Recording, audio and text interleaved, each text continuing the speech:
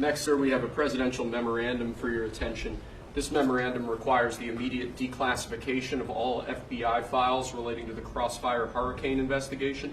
This was obviously one of the instances of the weaponization of law enforcement powers of prosecution against you and others.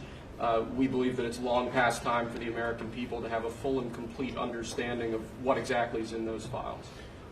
Which gives the media the right to go in and check it. You probably won't bother because you're not going to like what you see. But this was total weaponization. It's a disgrace. Should never happen in this country. But now you'll be able to see for yourselves, all declassified. Is that correct? Would you say? All declassified? Yes, sir. Everything? The FBI file with there's a classified annex, but other than that, this will put everything in the public eye.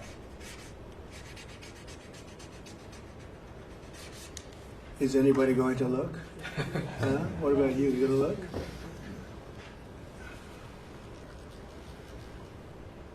And frankly, the FBI should be ashamed of themselves, and so should the Department of Justice, and so should Biden. Okay?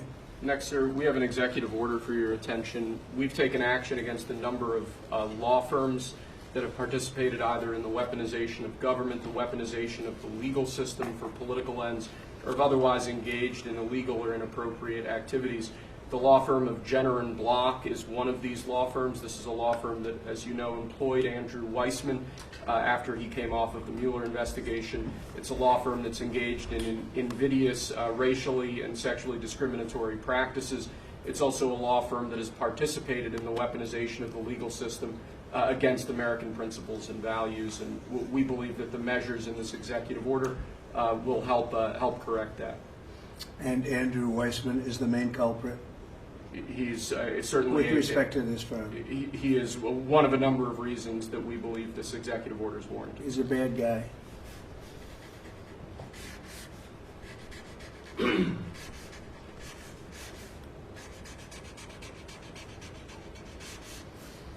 Okay.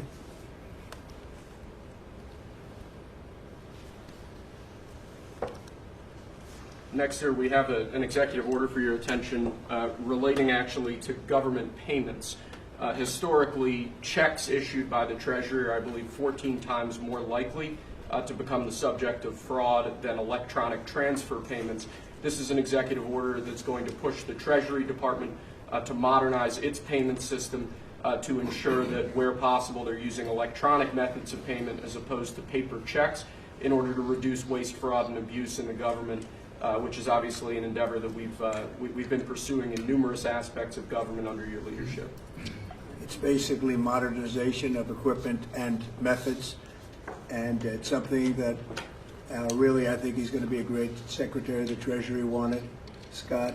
And so we're doing this, and we have other modernization programs going on. We could let somebody else, whoever is next, whoever that may be, do it, but it's something that should have been done 25, 30 years ago.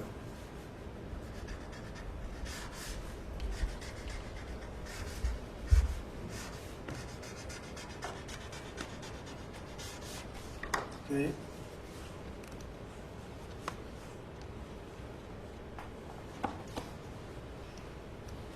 Along similar lines, sir, this is an executive order. We're calling it Protecting America's Bank Account. The basic idea here is that instead of having lots of different departments and agencies and offices issuing payment, often without justification, often without any provided rationale, we're going to be centraling payment processes where possible in the Department of the Treasury and ensuring that measures are taken in Treasury against waste, fraud, and abuse to ensure that money that's leaving the public Treasury is as protected as it possibly can be. All right, good.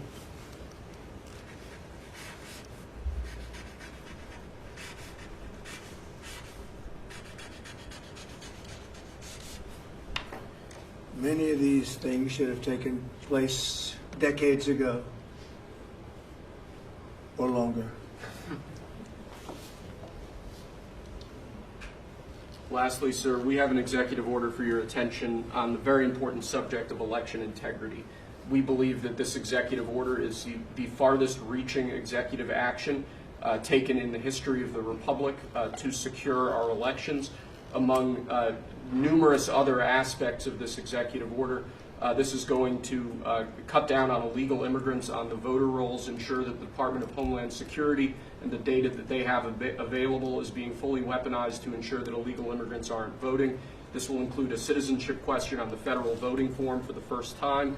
This executive order instructs the EAC to cut federal funding to states that don't take reasonable steps to secure their election. This calls on the Department of Justice to vigorously prosecute election crimes, particularly in states that we don't believe are in compliance with federal law around election integrity. I could go on for a while, sir, but the compliance with national election day rules, cracking down and investigating and prosecuting foreign interference in our elections, revoking President Biden's Executive Order 14019, which essentially weaponized government to corrupt and pollute our election process. There's a lot in here, but we believe that these are very important steps that we need to be taking as an administration at your direction to ensure that our elections are as secure as they possibly can be. Okay, you all understand that? Yes. Election fraud, you've heard the term. We'll end it, hopefully. At least this will go a long way toward ending it. There are other steps that we will be taking in the coming weeks, and we think we'll be able to end up getting fair elections. Perhaps some people think I shouldn't be complaining because we won in a landslide, but we got to straighten out our election. This country is so sick because of the election, the fake elections and the bad elections, and we're going to straighten it out one way or the other.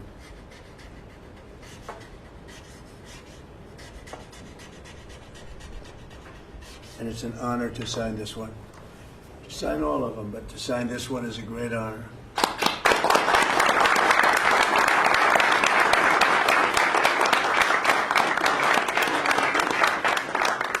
Thank you very much. Sorry, sir.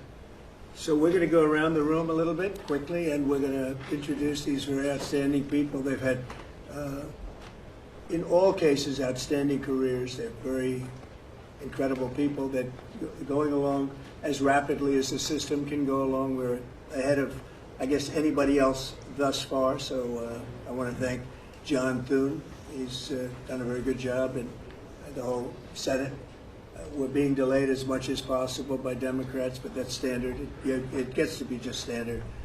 But the process is moving along very quickly. So, Sergio, just say hello, and then we'll introduce everybody. Absolutely. Sergio Gorham, Director of Presidential Personnel. It's been an absolute pleasure getting to know every one of you every step this way. As the President said, we're at a record pace. We have more nominees today in front of the Senate than at any previous point, over 70. And that's a record in 2 months. And we're proud of that. And we're determined to ensure the world has America First patriots in all of our posts. Charles Kushner. I'm going to France and Monaco, and I'm proud to serve under the greatest president of our country. Very proud to serve. Thank you, Chair.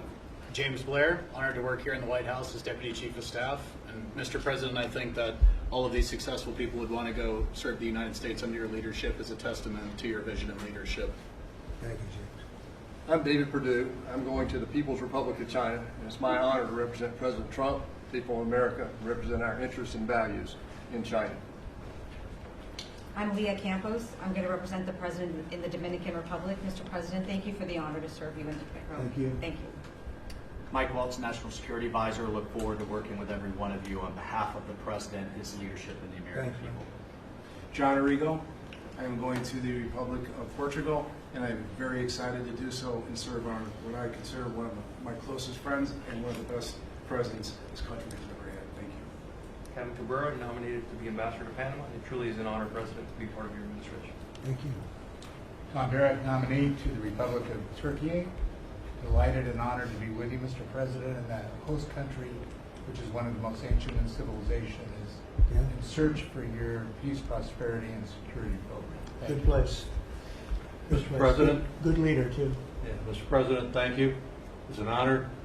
I'm Pete Hookster, you know that. Yeah. But I am going to Canada. Ooh. I look forward to serving you in Canada and your agenda. And you did a great job. Thanks, Pete. Juan Johnson, sir.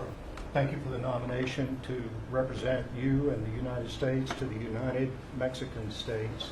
And I'm really encouraged by some of the conversations you've had with President Shane Baum recently, and to the increase in support that we've seen out of her government along our border on the important issues. So thank you, sir. They have stepped it up a lot, Yes, sir. Mexico and Canada, so see how it works, right? Yes, sir. Thanks. Matt Whitaker from Des Moines, Iowa. I'm proud to, as soon as I'm confirmed, go represent you at the North Atlantic Treaty Organization. Great. Thank you, man. George Glass on my way to Japan. Previous administration, I served for you in Portugal. It is a great honor to be able to do this a second time. Thank you very for much. the opportunity. Thank you, George. President Trump, my name is Ken Howry. I'm your nominee to be Ambassador to the Kingdom of Denmark, a very close partner and ally. I served for you last time, the Kingdom of Sweden. I want to thank you for the faith you've placed in me as your nominee to Denmark. Thank you. Thank you very much. President Trump, thank you for the honor of a lifetime. My name is Stacy Feinberg, and hopefully I'll have the honor of serving in Luxembourg. And I think this is the greatest presidency and the greatest time in history, and it's all because of you. Thank you very much. Nicole McGraw, nominated to serve in Croatia, and it's such an honor to be here with you today and to serve you and the American people. Thank you. Thank you very much. President Trump, thank you very much for your nomination to the Republic of Chile. And let me tell you, Border Patrol agents are so thankful for everything that you've done for them. But it's That it's a man great, knows more about the border than anybody. I want to tell you. Thank you. President's a great honor. Thank you very Thanks. much. Good Good luck. afternoon, Mr. President. Brian Birch. If I'm confirmed, I'll be representing you at the Holy See. And Catholics are very proud of your work. Your team is doing an excellent job, so thank you. Very honored to serve. Thank you very much. Mr. President, thank you again for the honor, the greatest privilege. My name is Summer Sparkus. I will serve this great man at the Republic of Malta. Thank you, sir. Thank you, Mr. President. Joe Popolo from Dallas, Texas. Very proud to serve you at the Kingdom of the Netherlands, the very first country to recognize the United States 250 years ago. Thank you. Thank you. Mr. President, if I'm confirmed, I will be representing you in the state of Israel. It will be an extraordinary honor, and you've done more for Israel than any president in any time of its history, and we are grateful. And I'm hoping I'll get to be there by Passover. Thank you, Mike. And Mike is an outstanding guy. They all are. Mike, I think he's going to do wonders for Israel.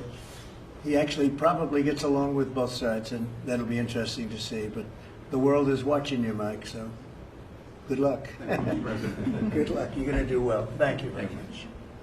Mr. President, thank you for this great honor to serve the Republic of Italy in San Marino. I'm so looking forward to going over there and working with that great ally, and for the pleasure to serve you. Your staff has been great working with us and have done a great job, and we really appreciate them. Thank you, sir, for pushing this along. Have a good time. A really good time. I'm Warren Stevens from Little Rock, Arkansas, and I have the honor to represent the President and the United States in Great Britain and Northern Ireland, and to be chosen to go to such an important ally of ours is an honor, and I'm looking forward to it, but thank you for the honor. You're going to do fantastically. These are tremendously successful people, and you two guys, and then you add on Mike. I think they have a little more money than Mike, but he's got some other advantages. He's got some other, like upstairs, he's got some big advantages. Yeah, he does. It's very exciting. It's really exciting to have all of you. Would you have any questions, media, for the people that you just saw? So outstanding, and I thought it would be nice to bring them before you. And so if you have any questions, please. I wanted to ask about the talks in Saudi Arabia. It sounds like you made some progress on the Black Sea ceasefire. Yeah. Could you update us on that? What happens now? So we've made a lot of progress on two fronts, on both sections that we call them sections, but they're much more than that. Russia, Ukraine, and also the Middle East, and we'll see what happens. We're in deep discussions with Russia and Ukraine, and I would say it's going well, but it's a situation we should have never had to even think about, should have never happened. And on the Middle East, that's been going on for a lot of years, centuries and centuries. It just keeps going. and we are making a lot of progress, so that's all I can report. But some very, very big talks are going and detailed talks are going on right now on both fronts. Mr. President, you said that your national security advisor learned a lesson after a Wait reporter... a minute, excuse me, I didn't pick you. Go ahead, please. Mr. President, the ceasefire agreement that was broken today allows for third-party countries to help implement the agreement. What does that look like, and who's going to be involved? The ceasefire agreement? Yes, the maritime ceasefire agreement between Russia and Ukraine. Well, they're going to get together. Look, it's they agreed to something and it got broken. There's tremendous animosity. There's a lot of hatred, as you can probably tell. And it allows for people to get together, mediate it, arbitrate it, and see if we can get it stopped. And I think it will. That'll get stopped. What countries are you looking to work with, sir, to help implement and monitor that ceasefire? We have other countries involved, and they're involved very strongly in the process. And that'll be resolved. That's actually, as bad as it is, that's the least of the problems. So we'll get that resolved. And we are being aided by other countries too. Yes, please.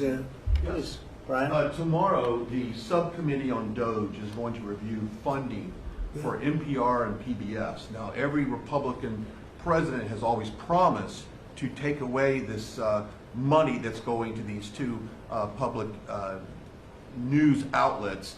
If they're successful, I know Senator Kennedy has backed it, Marjorie Taylor Greene in Congress has backed it, would you be interested in defunding and taking away taxpayer dollars to NPR and PBS? Well, I would love to do that. I think it's very unfair. It's been very biased, the whole group. I mean, a whole group of them. And frankly, there's plenty of, look at all the media you have right now. There's plenty of coverage. I was from a different age, and they spend more money than any other network of its type ever conceived. So the kind of money that's being wasted, and it's a very biased view, you know that better than anybody. And I'd be honored to see it end. We're well covered. Look at all the people that we have here today. We're well covered, and we don't need it, and it's a waste of money. Especially, I don't even know what DOJ's recommendation is. I assume their recommendation is to close them up. Well, after they hear all the testimony, I think they're going to make a decision relatively sooner than later. Yeah. But we'll see what that turns Yeah, out. I can't imagine that they wouldn't, because they have found so much waste, fraud, and abuse, hundreds of billions of dollars, and just waste, fraud, abuse. You heard yesterday some of the new things that were found. 22 billion just in environment, billion. You know, if you had 22 million, Warren, it would be nice, but 22 billion put into environmental accounts. One was 2 billion into one account, Stacey Abrams, where they had $100 in the account. And just before I came in, they put $2 billion. And you guys are looking, so you mean 2 million or maybe 200,000? No, $2 billion were put in the account. What do you think of that, Mike? You think that's a straight deal? 2 billion? Just write me the check, Mr. President. I'll take me to Israel. It's it's a horrible thing, and we have so many of those things. So they've done an incredible job, and the country wants to hear it. I think DOGE is actually very popular because of what's happening. They're hearing about all of these scams and for big money, tremendous amount. And when you add it up, just hundreds of billions of dollars being wasted, and much of it's fraud. You know, we talk about waste. And it is waste and abuse, but a lot of it's fraud Can I too. follow up on something? Yeah, go ahead, Brian. I just want to follow up on that. If Planned Parenthood is defunded, would you look into the harvesting of baby organs that they've done throughout the years and maybe go after some criminal prosecution on that? Well, I think you're talking about a subject that is a heated subject, and we'll look into it. We're going to look into everything, but that's certainly a subject that's been debated for a long time, and we will look into it, yeah. Mr. President, some senators have expressed hope that the White House will support a rescission package to codify some of the DOGE cuts into law. Where does the White House stand on that? And are you making progress? Which package?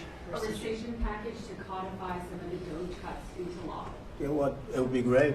I think we're going to do that. I think they're going to do it. I think we're also going to be codifying a lot of the executive orders that we've done, which have been very popular.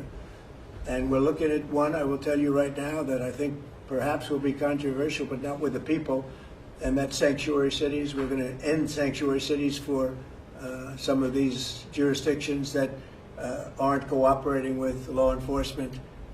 They're guarding criminals. They're taking the rights away from the citizens of this state and their city. And we're going to be ending sanctuary cities if we find it necessary to do in certain major areas. And we may just end the entire thing altogether because it's just a way of protecting criminals. And nobody else is benefited by that. And for some reason, Democrats want to keep and they want to shield criminals from being sent back to their countries or being sent to prison. And in the meantime, the crime rate has gone through the roof. Under Biden, it was through the roof. It's starting to come down, but we're taking a lot of people out of here. So we may be presenting you very shortly with a executive order ending sanctuary cities. Mr. President, are you going to change any of the practices that your national security officials used after a reporter was inadvertently added to a group chat about attacks on Yemen? Well, I think it's a question I've been asked now, and I've given a few answers, and they've all been the same. We have an amazing group. Our national security now is stronger than it's ever been. We have had a very, very successful, numerous attacks on that area. These are people that shoot down ships, not only our ships, ships all over the world. They're shooting down right out of the water and damaging them badly, or they're going down. They're also shooting anything that happens to be flying in the area. We hit them very, very hard. There was no classified information, as I understand it. They used a app, if you want to call it an app, that a lot of people use, a lot of people in government use, a lot of people in the media use. And I think I'll ask Mike. Mike is here. Do you want to respond to that, please? Yes, Mr. President. You asked about lessons. I think there's a lot of journalists in this city who have made big names for themselves, making up lies about this president, whether it's the Russia hoax or making up lies about Gold Star families. And this one in particular, I've never met, don't know, never communicated with, and we are looking into and reviewing how the heck he got into this room. But I'll tell you what, the world owes President Trump a favor. Under Biden, global shipping was shut down. Pinprick attacks, months between them, our destroyers being fired upon dozens of times. President Trump took decisive action with his national security team, took out the head missileer, knocked out missiles, knocked out headquarters, knocked out communication sites. And for once, as we hear, as you all hear from every one of our allies, thank God for American leadership again. Thank God for American strength. You're welcome. And look, we had a national security team that was coordinating these efforts. As Director Radcliffe testified today, his first day on the job, he was introduced to this app on his government systems at the CIA and at the State Department and otherwise. So, look, this journalist, Mr. President, wants the world talking about more hoaxes and this kind of nonsense rather than the freedom that you're enabling. And a key part of our sovereignty is open sea lanes and knocking the crap out of terrorists, which is exactly what your team and Pete Hegseth, a good friend and fellow veteran, is leading the charge on. And it's an honor. We had a very, very successful, we had a very, very successful evening. And we've had numerous successful evenings and days in that area. The Houthis are absolutely on the run. The worst of them has been killed. This should have been done a long time ago by Biden, but Biden was an incompetent president. He couldn't do anything. He didn't know where he was going. He had no clue. This guy had no clue. This should have been done a long time ago. As they shoot missiles at ships, randomly shoot missiles at ships. And they make their own missiles. You know, this is not an incompetent group of people. They make their own missiles. They get the missiles also from Iran. It's an offshoot of Iran, another offshoot. You have Hamas, you have Hezbollah, you have the Houthis. You got a lot of stuff going on with Iran. And we sent a letter to Iran. You're going to have to be speaking to us one way or the other pretty soon because we can't let this happen. But that's an app that a lot of people use. And somebody got on. I mean, happened to know the guy's a total sleazebag. The Atlantic is a failed magazine. Does very, very poorly. Nobody gives a damn about it. This gives it a little bit of a shot. And I will tell you this: that they've made up more stories, and they're just a failing magazine. The public understands that. He's a very good man. That man is a very good man right there that you criticize so strongly.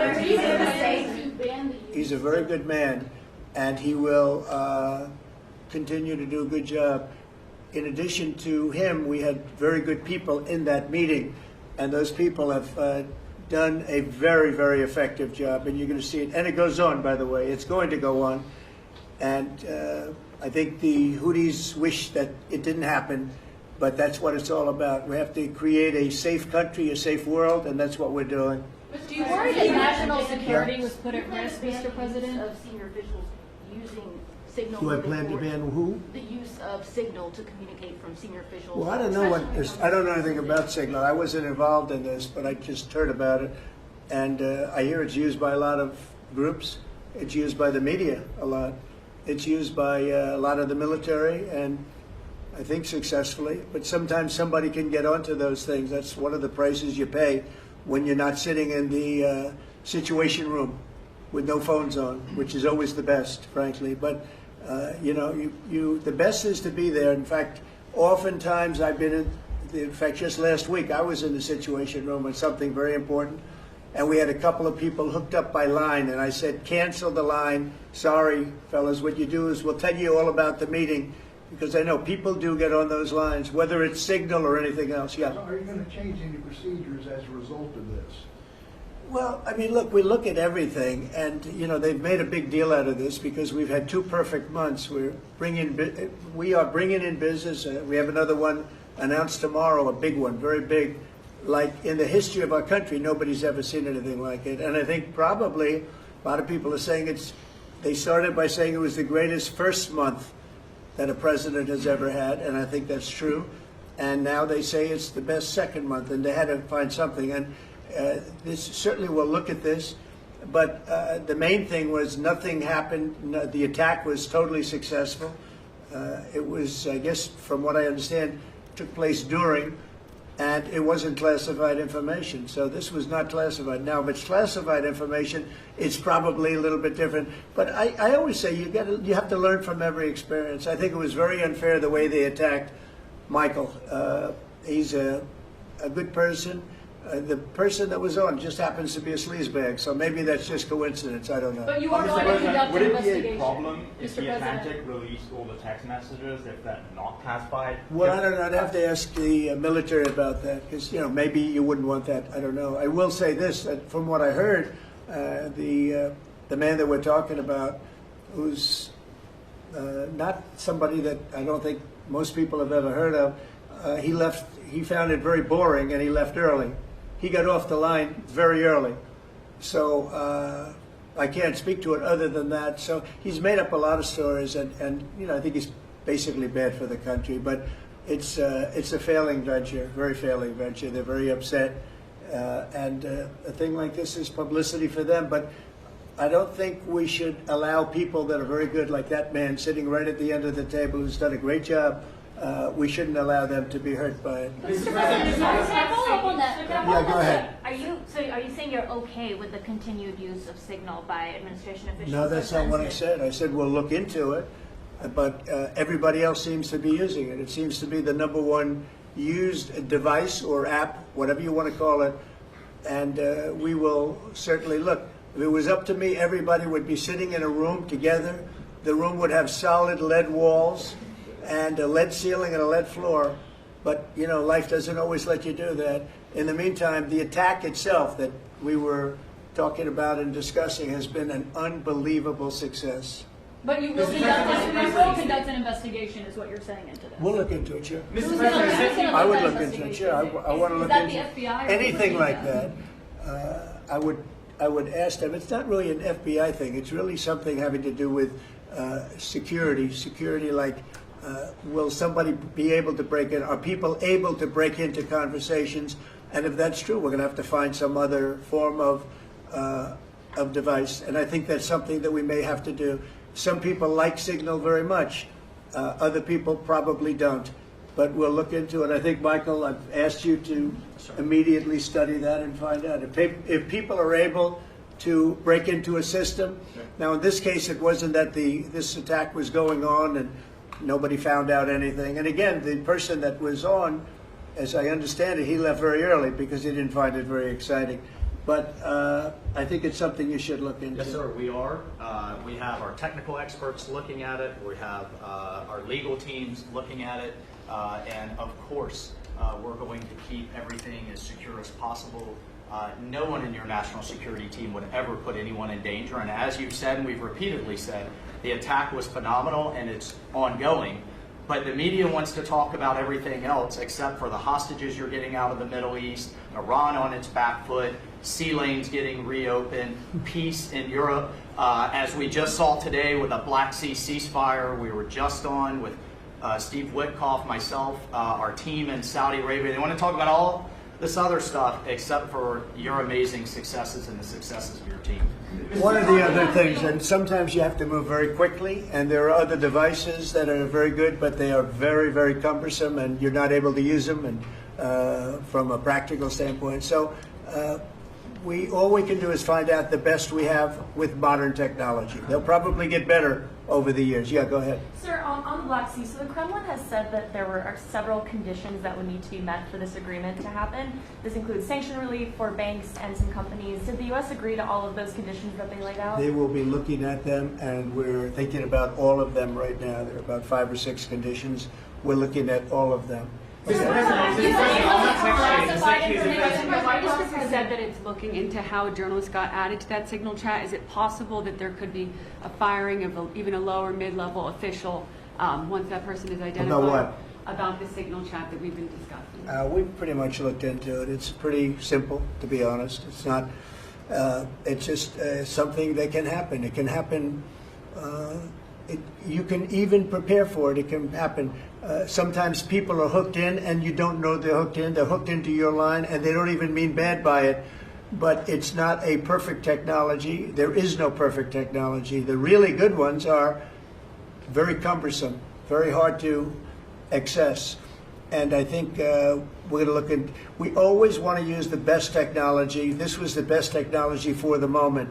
But again, it wasn't classified, so they probably viewed it as being something that wasn't that important. And it obviously, with the attack being, I mean, I don't know if it's been read out to you yet, but that attack was a tremendous success for the U.S., a tremendous success. Who said the information Go ahead, was please. not classified? Do you think that Mike Waltz made a mistake, and does he need to apologize? No, I don't think he should apologize. I think he's doing his best. It's equipment and technology that's not perfect, and probably he won't be using it again, at least not in the very near future. What do you think? Yes, sir. I agree with you. Let's get everybody in the room whenever possible.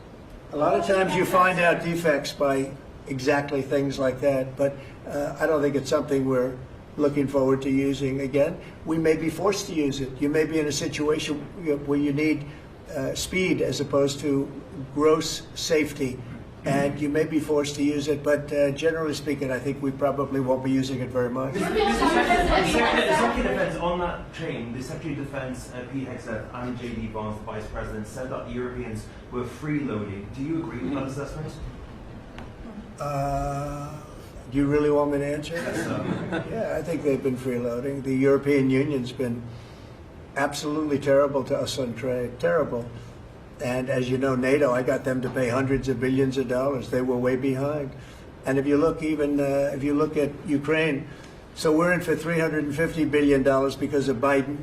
Should have never happened, this war. All these dead people should not be dead. All these broken cities that are demolished down to the ground, those gorgeous towers, the most beautiful in the world, the most beautiful spires in the world. The spires in Ukraine were said to be the most beautiful of all. Just about every one of them is lying on its side in a million pieces. It's so sad to see what's happened to a heritage. No, I think that when they say the European Union and you could say NATO also. Look, NATO, and I don't blame NATO for this. I don't blame Europe for this. I blame Biden for the fact that he didn't make them equalize. And to this day, I said to him, you got to catch up, you got to equalize. But why are they in for $100 billion and we're in for possibly $350 billion? It shouldn't be. It shouldn't be. And you could say more important for them because we have an ocean in between. So, you know, it's one of those things. You'll be seeing Liberation Day. I call it Liberation Day in America. You're going to be seeing on April 2nd. Didn't want to do it on April 1st for the obvious reason, April 2nd. But you'll be seeing tariffs. And I think I've been very fair. I have them set.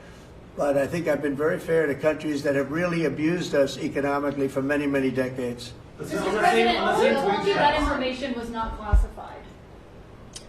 Another question? Which of your national Please, security go ahead. advisors? Just following up on your comments on the economy, there is reporting that consumer confidence fell for the fourth straight month.